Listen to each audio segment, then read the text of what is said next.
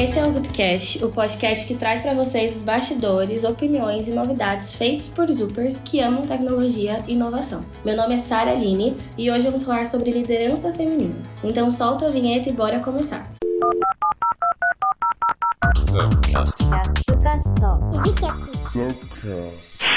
Bom, é isso aí, galera. Hoje eu tô com algumas férias aqui com a gente. Eu vou pedir pra elas se apresentarem.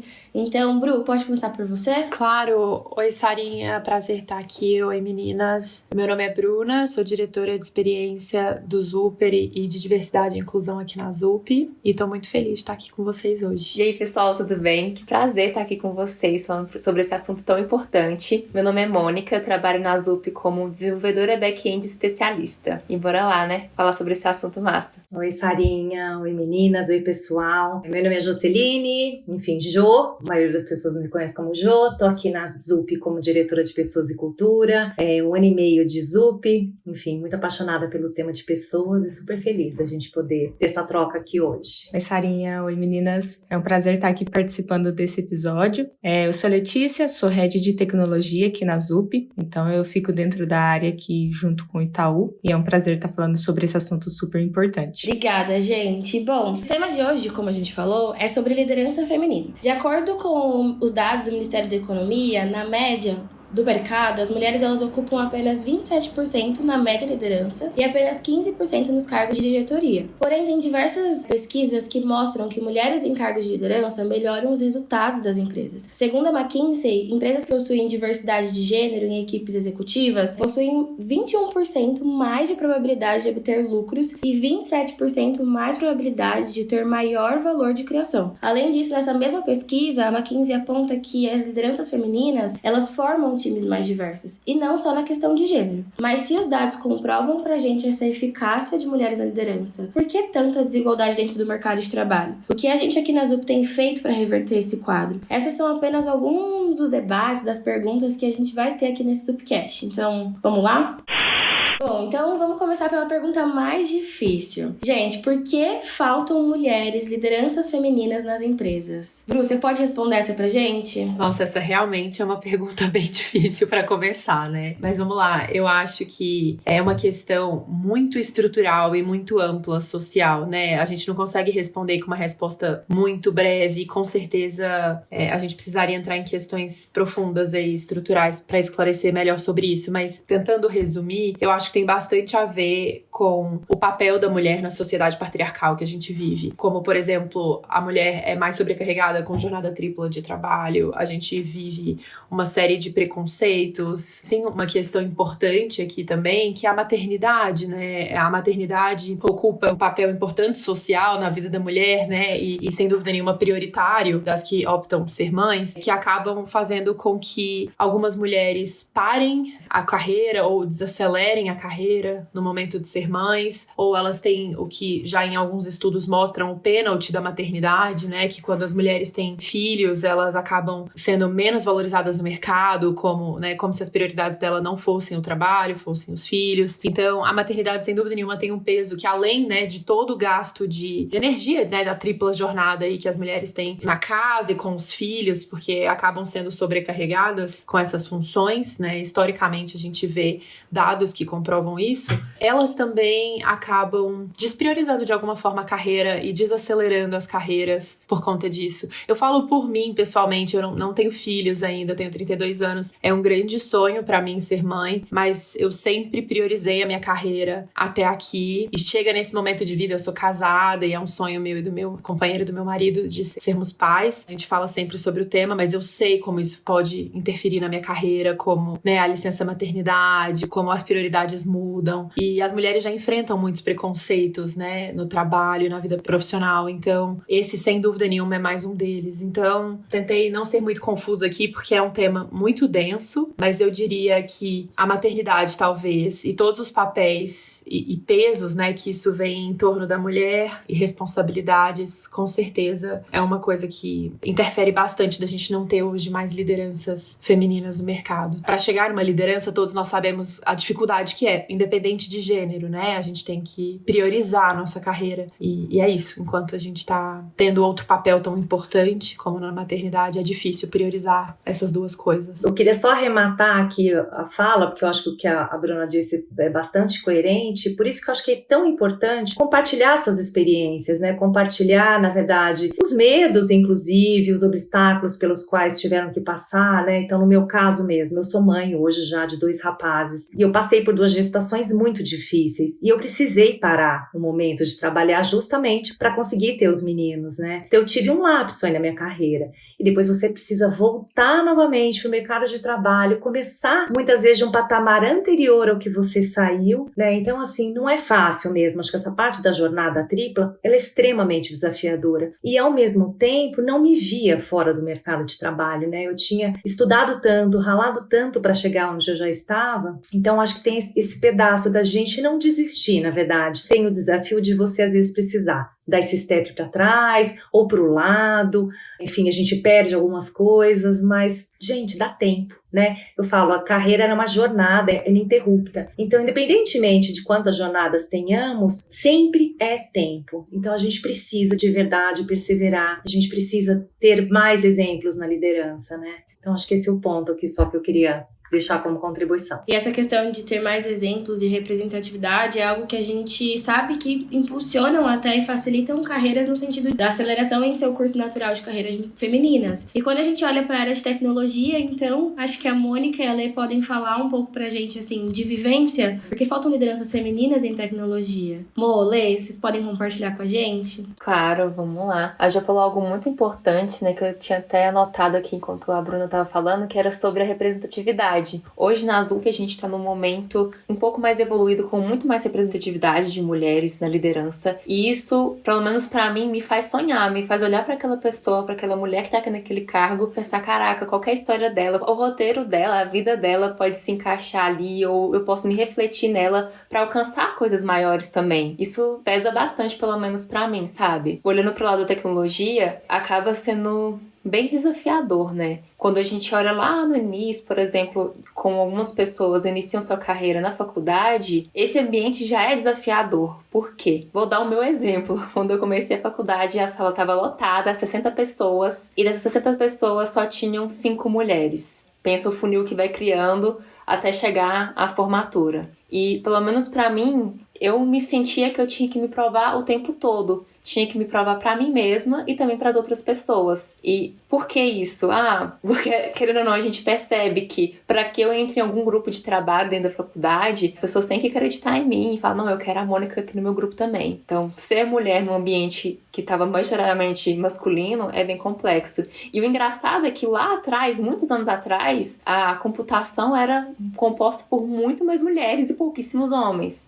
Então, é até interessante a gente entender o que aconteceu, né, na estrutura da sociedade que foi se transformando nisso. Só mais um ponto que eu queria agregar também era em relação à síndrome da impostora, né? Acaba que nós, mulheres, a gente acaba criando uma régua muito mais alta pra gente mesma. Por exemplo, se eu não me sentir confortável com a minha régua que eu criei para eu me candidatar para um cargo X, nem tô falando de liderança, pode ser para entrar no mercado. Eu tenho que saber todos esses requisitos aqui. Tem pesquisas, né? Não trouxe números aqui, mas eu já li algumas pesquisas que mostram tanto que mulheres têm muito mais essa preocupação em ter todos os pontinhos ali de requisitos do que, né, um homem. Então, são várias coisas aí, vários itens que juntam para essa ausência, né, de quantidade de mulheres na liderança em tecnologia. Vamos pensar um pouco antes da faculdade, né? Até como a gente induz as nossas crianças com brincadeiras e tudo mais. A lógica, o que todo mundo faz, eu acho que todos nós aqui passamos, é a mulher brincar de casinha. Você ali tá no fogão, você tá ali cuidando da sua boneca. Já o homem não. O homem, ele tá induzindo a brincar com seus carrinhos eletrônicos, montar Lego. Então, a gente começa a ver que começa lá na estrutura. Então, quando a gente tem uma mulher, uma adolescente que quer ir para uma carreira de lógica, para ir para uma carreira de matemática, física, engenharia, ela já começa a quebrar alguns tabus, porque ela já não via aquilo antes. E aí, na hora que ela começa a ver e tentar ir para esse caminho que é algo que ela gosta mais, ela já é a diferente. Ela já é a diferente da família, ela já é a diferente da sociedade. A partir dali, ela já tem que começar a se provar melhor do que o outro. Também, na minha realidade, durante a faculdade, geralmente o grupo ou era só de mulheres, ou quando tinha uma mulher num grupo majoritariamente masculina, a gente tinha que provar e fazer a mais. E isso, consequentemente, faz a nossa régua ser mais alta, desde o início. Então, quando a gente tá num cargo, até de júnior, numa squad, num time de tecnologia, a nossa régua já é mais alta. Então, a gente tem que fazer mais do que o outro.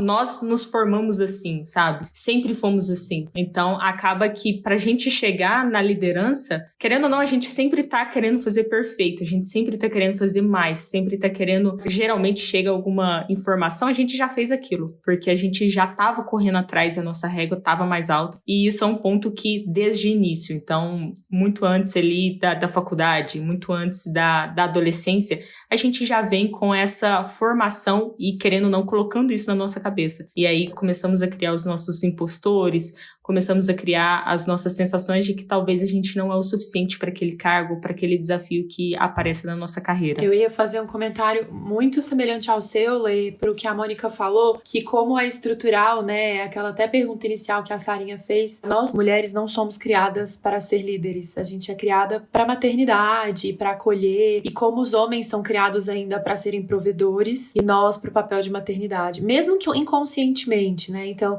desde criança, os estímulos que a gente leva, como você bem falou, depois as faculdades que normalmente, né, por padrão, as mulheres escolhem, tem muito a ver com esse lugar de acolhimento, desse papel que normalmente está muito ligado com maternidade, enfim. Então, isso que vocês falaram, eu acho que faz todo o sentido de o quanto a representatividade é importante pra gente começar a criar contextos que são um pouco fora desse padrão social imposto, né, mesmo que de forma muito sutil, em que as mulheres podem ser o que elas quiserem, né, qualquer pessoa pode ser o que quiser, então, independente de gênero. Então, a representatividade é tão importante exatamente para isso, pra gente quebrar esses estereótipos e conseguir fazer movimentações que são, hoje em dia, acho que todos nós estamos falando isso, que ainda são muito forçadas, né? Por isso que a gente se sente tão deslocadas no ambiente. É como se a gente tivesse que se provar que a gente pode existir naquele ambiente que não é nosso, que é dos homens ainda, né? Então, representatividade é tudo. Excelente. E assim,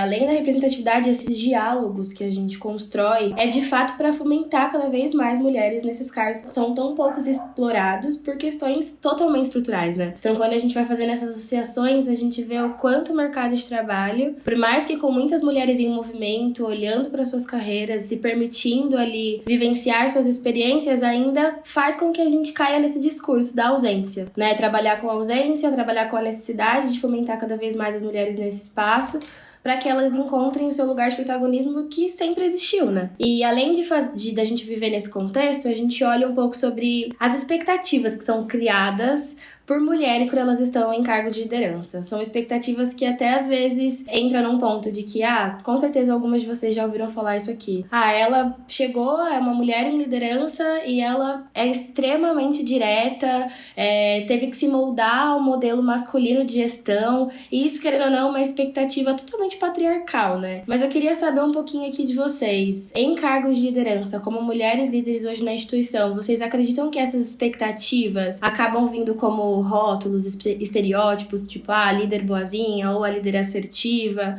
O quanto vocês acham que isso influencia no modelo de gestão? Jo, o que você acha, assim? Você acha que essa expectativa acaba construindo, reforçando estereótipos? Sara, eu acho que sim, tá? Eu acho que, na verdade, assim, infelizmente, eu acho que existem esses estereótipos, mas eu tenho um jeito de olhar. Eu já até fiz mentorias, enfim, com algumas pessoas, até me perguntando, né? Nossa, mas como é que você consegue? Porque, assim, vamos supor, no nosso meio aqui, né? Tecnologia, tecnologia, a grande maioria são homens, né? Como é que você, enquanto liderança, consegue se colocar? Como é que você consegue ser assertiva?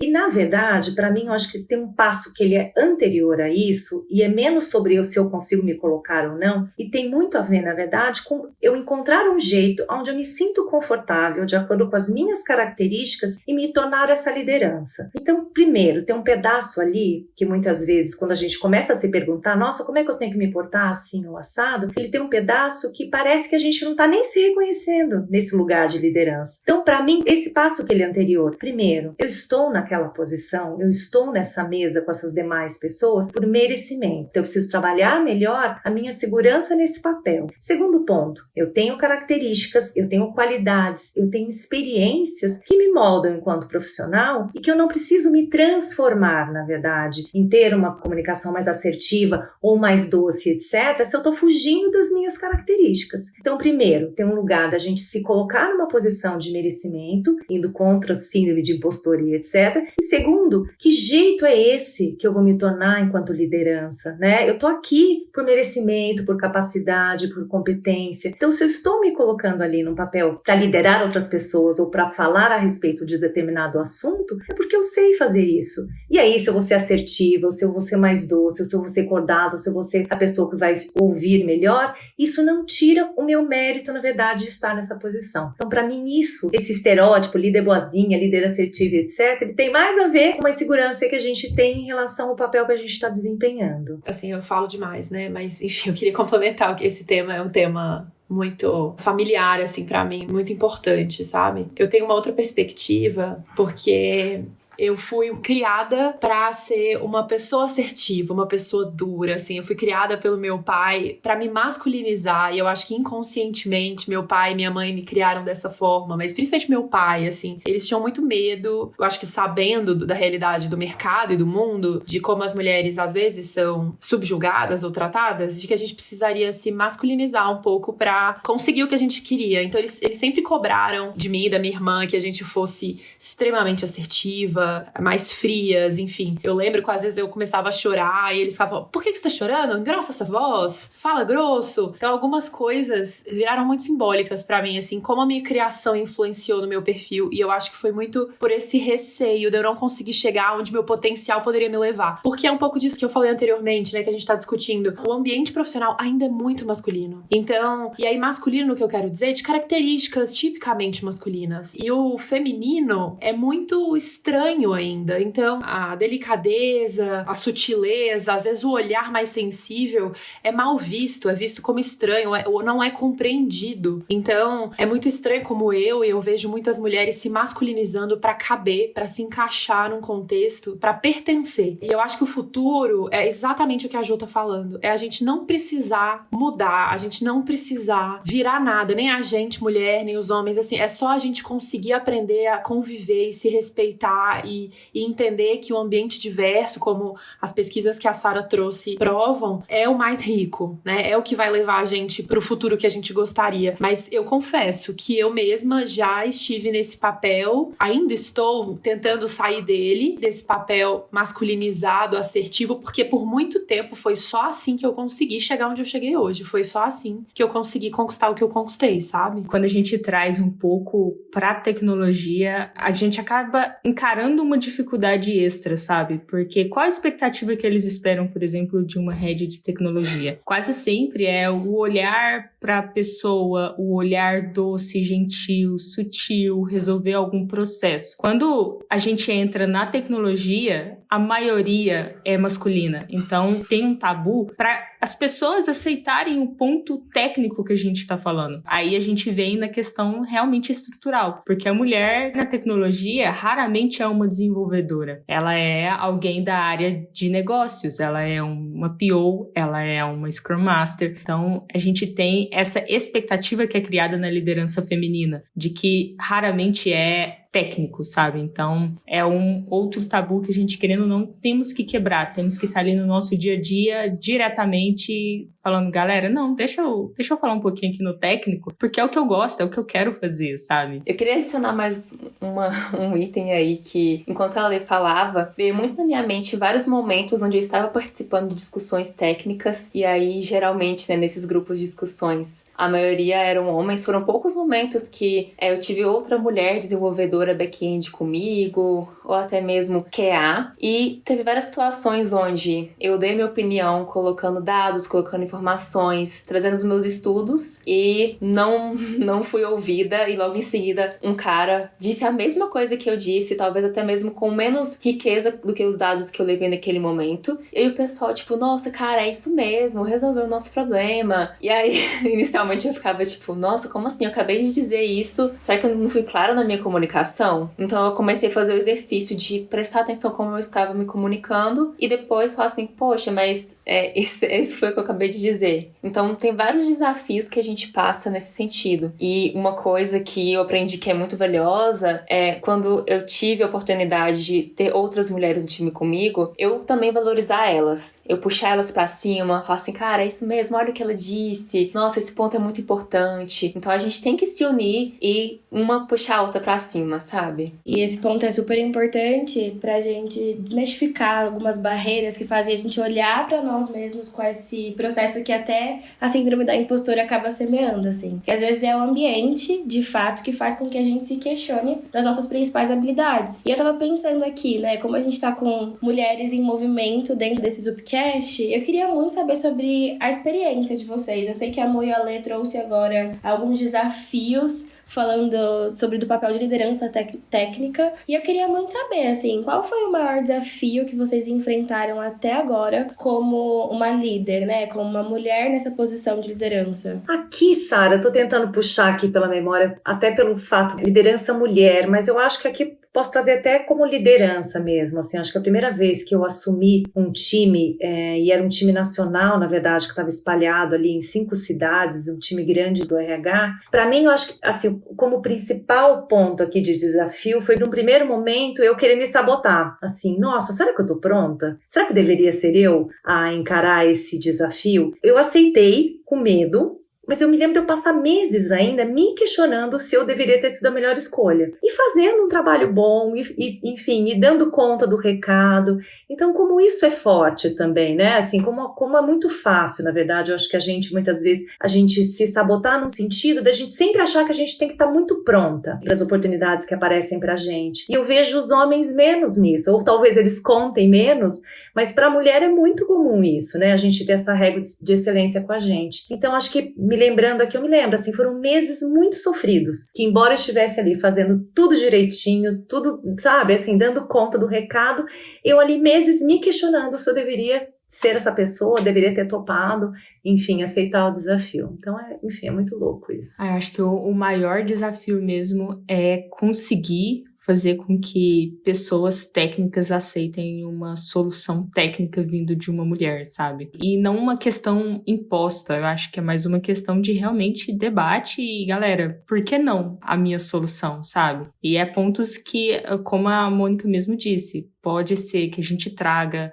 o melhor argumento, as melhores estatísticas, os melhores dados, e aí essa frase é repetida por um homem e ele acaba levando o mérito de que ele solucionou o problema. E a gente acaba nos perguntando, tipo, galera, o que eu falei de diferente, sabe? E é incrível que a gente acaba trazendo esse ponto que vai de acordo com o que a Jo falou. Será que realmente eu deveria estar nesse cargo? Porque tudo que eu falo não é escutado, sabe? Eu sei que várias pessoas ouvem, mas não compreendem. O engraçado é que a gente sempre acha que a gente tá falando errado. Que a gente tá falando errado, que a gente não tá sendo assertiva, que o erro é nosso. Por que não o erro tá nas pessoas que estão ouvindo, sabe? Que várias vezes, talvez a gente abre o microfone e tá falando, é uma voz feminina, eu vou mexer aqui em outra coisa, eu vou pensar em outra coisa.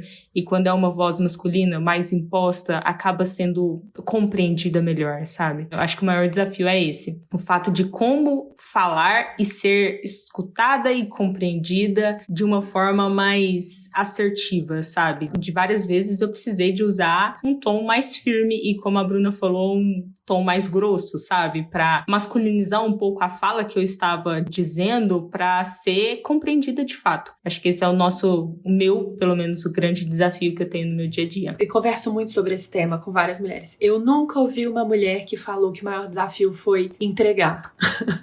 Nunca ouvi uma mulher falando, meu maior desafio foi porque, eu não sabia fazer aquilo e aí eu tive que pedir. Eu nunca ouvi falando que o maior desafio foi esse. E eu não tô dizendo que não é difícil. Todos nós, todo dia, temos desafios grandes e tem hora que a gente não sabe o que fazer, a gente pede ajuda, mas esse não é o nosso maior desafio, normalmente. Nosso maior desafio é psicológico, é social, é estrutural. Por isso que esse assunto tem que ser debatido. E falando sobre o meu maior desafio, foi chegar até onde eu cheguei, sabe? Porque enfrentando essas coisas. Porque eu sinto que foi muito um mérito meu mesmo. Porque não foi eu escutando um homem esses dias, que eu admiro muito, inclusive aqui da Azup, falar sobre a carreira dele, e aí estavam perguntando, mas como é que você chegou até onde você chegou? E ele foi falando quão natural foi chegar onde ele chegou.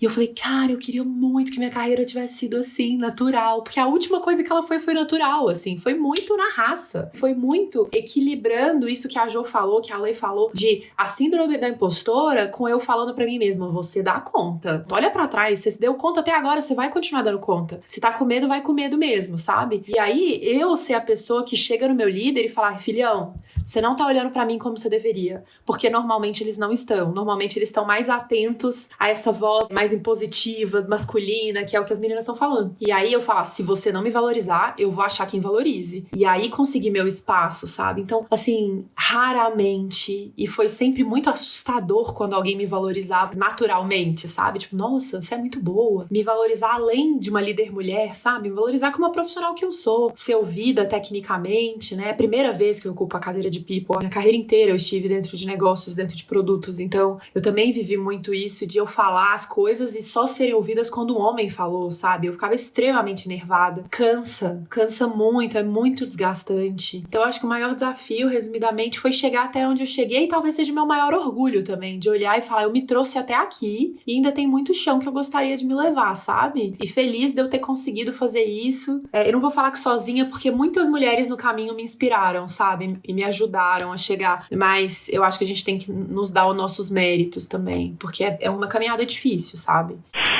E eu sempre fico pensando muito nessa esfera em 3 pilares, assim. Quando a gente fala sobre sentir, reagir e existir. E as nossas reações, elas no mercado de trabalho, como lideranças, e aí eu posso falar um pouco sobre eu como uma profissional negra, assim, às vezes eu sou muito atravessada na minha reação pela expectativa do outro sobre o meu corpo, sobre o meu modelo. E eu acabo transformando isso na minha existência. Na maneira como eu me questiono, me cobro, sem me conectar com esse sentir, que é o que me incentiva. De, não, mas você tá aqui, você tá fazendo, você tá trazendo suas colaborações. E acho que esse é um dos maiores desafios. Mas além dos desafios, eu queria muito chegar no ponto das conquistas, né? Que são super interessantes, são super importantes para mulheres em movimento, se movimentando nas organizações. E eu queria ouvir um pouco da experiência de vocês. Mo, conta pra gente, assim, qual foi a sua maior conquista? Eu fiz toda uma retrospectiva aqui. Eu acho que a minha maior conquista como líder mulher foi não ter me perdido no meio desse caminho. Que é bem o que a Jo disse lá no início, da gente não perder a nossa essência, não ter que mudar o nosso jeito para se adequar ao ambiente. E por que eu falo isso, né? Durante o período da minha carreira, eu trabalhei como tech lead e eu tive uma experiência em um time que era muito machista. Inicialmente eu passei por isso, de ter que mudar meu jeito e trazendo conversas difíceis,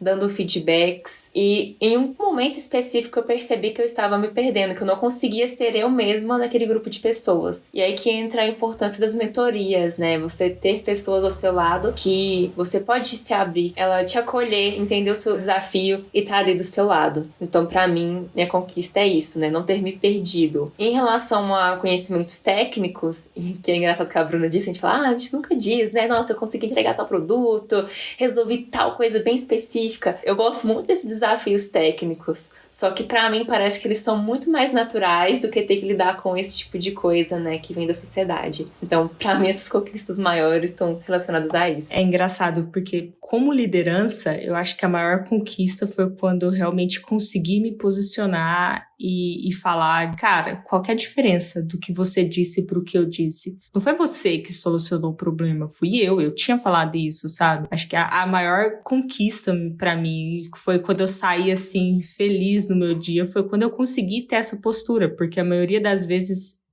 essa situação gasta uma energia tão grande e é como se fosse um balde de água fria que eu deixava passar, sabe? Eu olhava pelo lado positivo que o problema foi resolvido, mas querendo ou não, eu ficava de lado. Então, pra mim, quando eu mudei a postura e falei assim, não, galera, mas peraí, qual que é a diferença? Até mesmo porque sempre eu pensava que eu tava errando em alguma coisa, e aí eu queria saber se era isso mesmo, sabe? E a grande conquista pra mim, na liderança, durante a liderança, foi conseguir, de fato, me posicionar e mostrar que realmente é um problema muito mais estrutural, porque as pessoas não sabiam responder qual é a diferença do que eu falei. E foi um momento, assim, que foi até constrangedor, porque todo mundo ficou calado, ninguém sabia falar, sabe? Mas começou ali a perceber a diferença, que realmente estava tendo uma situação diferente do que era normalmente. Então essa foi uma das maiores conquistas que eu tive olhando o cargo de liderança. Jo, Bru, com vocês. Eu acho que assim, tem a ver com o patamar de carreira que eu tô hoje também, né? Então, assim, foi uma baita de uma conquista depois de 3 meses na ZUP, acho que assumi uma diretoria, algo também que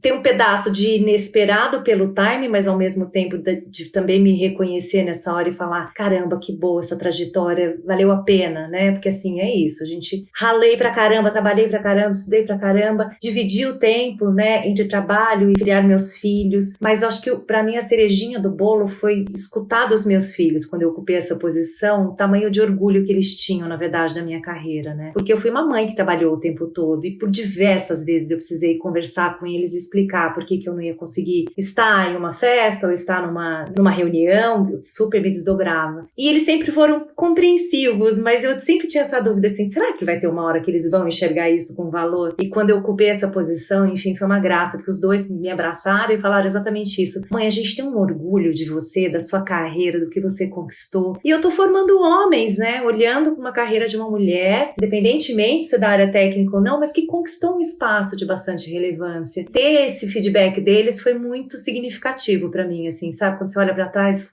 valeu a pena. Então, acho que é isso, assim, pra mim, acho que esse é a maior conquista. Se a gente pudesse falar para mulheres que têm essa anseção por um cargo de liderança, que têm buscado isso, quais seriam as dicas? O que elas precisam fazer? Onde elas buscam? Até puxando um pouco do gancho que eu gostei, que a Mônica disse sobre a importância da mentoria. Vocês acreditam que esse é um dos caminhos também? O que vocês poderiam falar para essas mulheres? Acho que o primeiro conselho talvez seria, ouvindo esse podcast, falar que pra ela entender que é difícil mesmo, assim, mas que não é só pra ela, né? É pra todas nós. Então, quando bater essa síndrome da impostora, pra ela entender que não é sobre ela não dar conta, né? É sobre uma questão muito maior que ela e que ela dá conta sim. E aí, pra ela não ter que passar por isso sozinha, eu acho que sem dúvida nenhuma, mentorias me ajudaram muito na minha carreira. E assim, não necessariamente no formato só de mentorias, né? Porque mentorias são extremamente importantes, mas a rede de apoio mesmo. A Jo é uma grande parceira minha hoje aqui, porque é minha pare, a gente troca muito, a gente se apoia. Tem horas que a gente entra em reunião só pra chorar as pitangas, né, Jo? A gente entra e falava, olha, a gente tem que resolver esse tanto de bucha aqui, mas vamos falar que tá pesado, vamos ver como é que a gente resolve. Então, arrumar essas redes de apoio no nosso entorno, inclusive amigos e família, pessoas que não estão só dentro do seu ambiente de trabalho, podem ser pessoas, grandes aliados aí nessa. Por exemplo, meu marido, eu deixei muito claro desde o início a minha ambição, o tanto que era importante, e várias vezes ele estranhava, né? Porque é isso, os homens talvez não estão acostumados também a se relacionar com mulheres muito ambiciosas, e no início ele até não entendia porque eu tinha essa ambição e porque eu queria, e hoje é um dos meus maiores apoiadores, sabe? Então eu acho que é isso, é a gente se posicionar o que é importante pra gente e criar essa rede de apoio, porque é um desafio grande. Enfim, então ter ciência de que é maior do que a gente e se cercar de ferramentas e apoio e carinho que vai ajudar nessa trajetória. Eu posso, acho que, complementar também, que tem um pedaço aqui, que eu falo assim, o primeiro passo, ele parece bobo e simples, mas assim, você identificar onde é que você quer chegar e você falar isso em voz alta, você reconhecer pra você, eu quero chegar ali, naquele patamar, eu quero liderar pessoas, eu quero ser uma especialista técnica, independentemente para onde a gente queira ir. Mas a gente reconhecer pra gente já é um passo super importante. Falar em voz alta, eu quero, eu posso, eu sou qualificada, eu tenho talentos para isso. Segundo ponto, contar para as pessoas que estão no nosso entorno, né? Contar para as nossas lideranças, para as pessoas para as quais a gente pedir oportunidades. A gente não faz isso, né? Normalmente a gente espera os convites chegarem, o reconhecimento chegar. Então a gente também ter atitudes que demandam, obviamente, coragem, demandam às vezes a gente ter outras atitudes, mas que são super importantes também, porque a gente é tão boa quanto um homem, etc. Então acho que tem essa parte da gente se apropriar melhor da história que a gente quer escrever pra gente mesmo e planejar e seguir em frente e compartilhar com outras pessoas, outras mulheres. Compartilhar a jornada é muito bom, como a Bru falou, né? A gente super se apoia aqui. E é isso, assim, eu acho que se eu pudesse dar esse conselho, seria começar desse pontozinho aí. Excelente, Jo. Molete, alguma dica? Pensando na área tech, principalmente. Pensando no tech, eu acho que tem vários programas de aceleração para poder participar, para poder fazer parte e conseguir evoluir o técnico, mas eu não deixaria de lado de participar também da parte de liderança, sabe? E um dos pontos, assim, que pelo menos me ajudou bastante quando eu tava fazendo a virada de chave foi fazer o autoconhecimento. Então, eu me conhecer, eu saber quais são os meus impostores, eu saber quais são os meus pontos fortes e como eu posso jogar com eles. O que eu posso adicionar ali no meu dia a dia, que é itens que me faz bem, que me faz feliz, para eu poder estar me energizando ali o tempo todo, sabe? Porque são desafios, e como a gente falou aqui, são desafios muito mais sociais e políticos do que técnicos. Eu acho que o técnico é a área de conforto nosso, sabe? A gente participa de um programa, a gente vê um curso, é o nosso flow, a gente faz isso tranquilamente. Então, o nosso grande desafio é o nosso dia a dia, é o nosso social. O autoconhecimento vai dar um up para todo mundo, sabe? Vai dar uma aceleração. Você vai saber qual que é o seu ponto forte, o que você pode jogar e o que você não abre mão, para você não perder a sua essência, como a Mônica falou. Então, a dica que eu reforçaria, além do ponto que a Bruna e a Ju trouxe, que é muito importante, seria fazer esse autoconhecimento para você saber como jogar e como utilizar isso a seu favor. Até um livro muito legal que eu li é o Faça Acontecer, da Sheryl Sandberg. Acho que é assim que fala o sobrenome dela.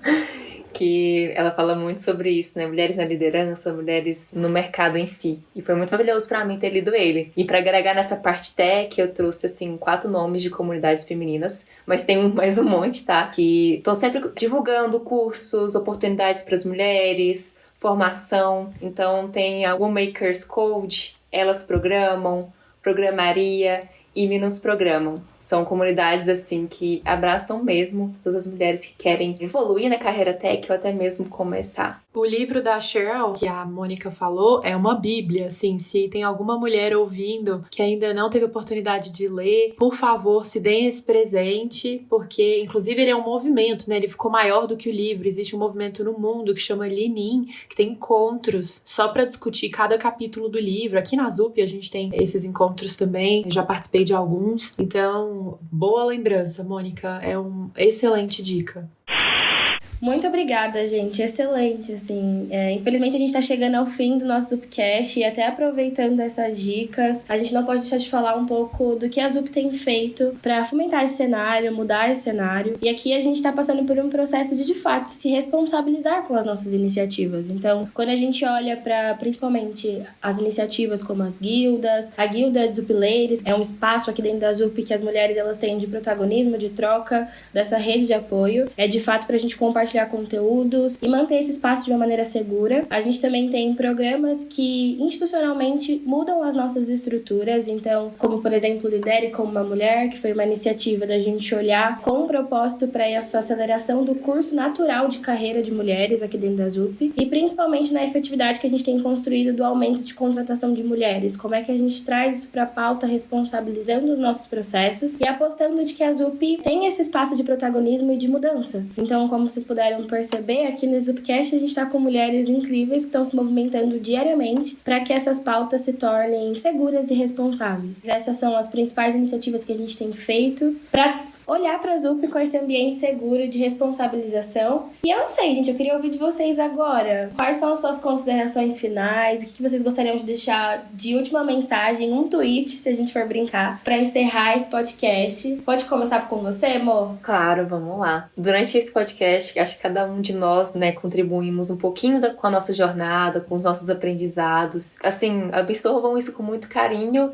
E eu acho que a coisa mais importante, assim, é que você tenha muito carinho por você e pela sua carreira, sabe? Vão ter desafios, mas é legal que você tenha pessoas ao seu redor que vão te dar suporte. E também seja o suporte de alguma outra pessoa, de alguma outra mulher. Eu acho que o ponto principal é de reforçar para vocês que o problema não é você, sabe? Não é você, mulher, que se identificou com alguns pontos que falamos aqui. O problema, ele pode estar um pouco mais abaixo, então não se cobre tanto, não seja tão rígida com você mesma, sabe? Vamos utilizar o nosso melhor, dar o nosso melhor como a gente sempre fez e realmente não nos cobrar. Terminar uma reunião e falar assim, onde eu errei, não foi você que errou. Acho que o problema tá na sociedade mesmo. E a gente tá aqui mudando, já mudamos muito e com certeza temos muito o que mudar, mas o problema não é você. Acho que é o grande ponto para você realmente se libertar e tirar esse peso que tá nas suas costas. Eu tô saindo daqui super energizada. Espero que todas vocês,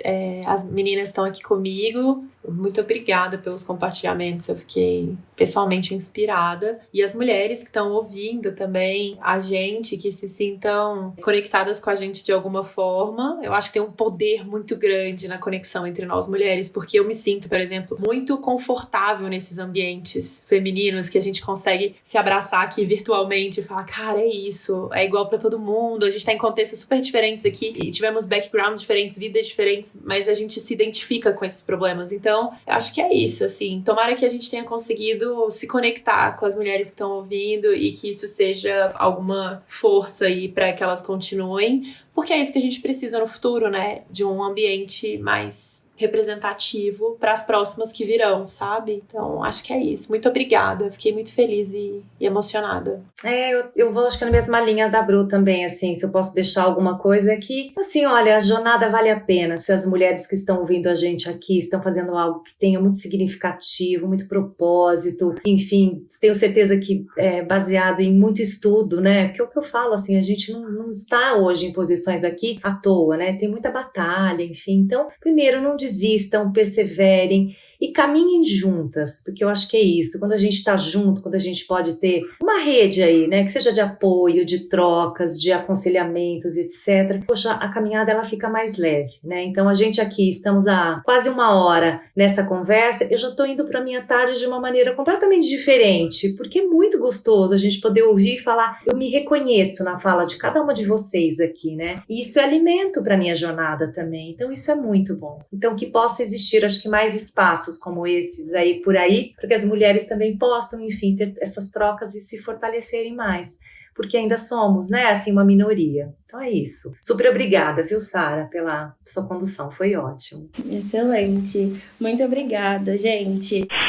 Obrigada, pessoal, por participar, acompanhar esse nosso episódio do Zupcast. Foi muito bom o papo de hoje. Lembrando que para quem quiser conhecer mais sobre quem participou desse episódio, todas as redes sociais estarão descritas nesse podcast, então é só ir na descrição. Assim como todas as referências e dicas que surgiram aqui, a gente também vai escrever ali na descrição desse podcast. Não se esqueçam de seguir os nossos canais, principalmente o canal de podcast nas plataformas de áudio e de YouTube para acompanhar os nossos próximos episódios e também as nossas redes sociais, @ZupInnovation. Gente, excelente! Muito obrigada, valeu e até a próxima!